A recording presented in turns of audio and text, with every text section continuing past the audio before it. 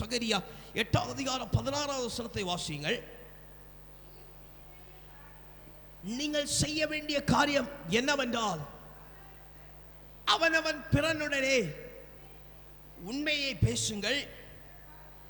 உங்கள் வாசல்களில் சத்தியத்துக்கும் சமாதானத்துக்கு ஏற்க நியாயம் தீருங்கள். அல்லேலூயா, அல்லேலூயா.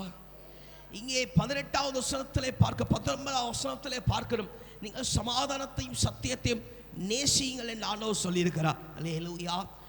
16ஆவது வசனத்தில் அழகாய் சொல்லப்பட்டிருக்கிறார், நீங்கள் நியாயம் தீருங்கள் என்று சொல்லப்பட்டிருக்க. நம்ம நியாயம் தீர்க்க போகலாம். அல்லேலூயா, அல்லேலூயா. நியாயம் தீருங்கள் என்று சொன்னால் நீதியின் காரியத்தை செய்யுங்கள் என்று சொல்லப்படுகிறது. அல்லேலூயா, அல்லேலூயா, அல்லேலூயா, அல்லேலூயா. இன்னும் அநேகமாய் சொல்லப்படலாம். நியாயம் தீருங்கள் என்று சொன்னால் சமாதானத்துக்குள்ளும் சத்தியத்துக்குள்ளும் உங்கள் வாசல்களை அதிகமாக விசாரித்துக் கொள்ளுங்கள் என்று சொல்லலாம். அல்லேலூயா, அல்லேலூயா, அல்லேலூயா. அப்போ இந்த மாதம் நீங்கள் சத்தியத்தையும் சமாதானத்தையும் நேசித்து உங்களை அதற்குள்ளாய் விசாரித்து அறிவீர்கள் என்று சொன்னால், அருமையான தேவனுடைய பிள்ளையே, உங்களுடைய காத்திருப்பின் மாதத்தின் கடவாய் காத்திருப்புக்கு ஒரு பெரிய சந்தோஷத்தின் பண்டிகை கர்த்தர் உங்களுக்கு தரப்போகிறார்.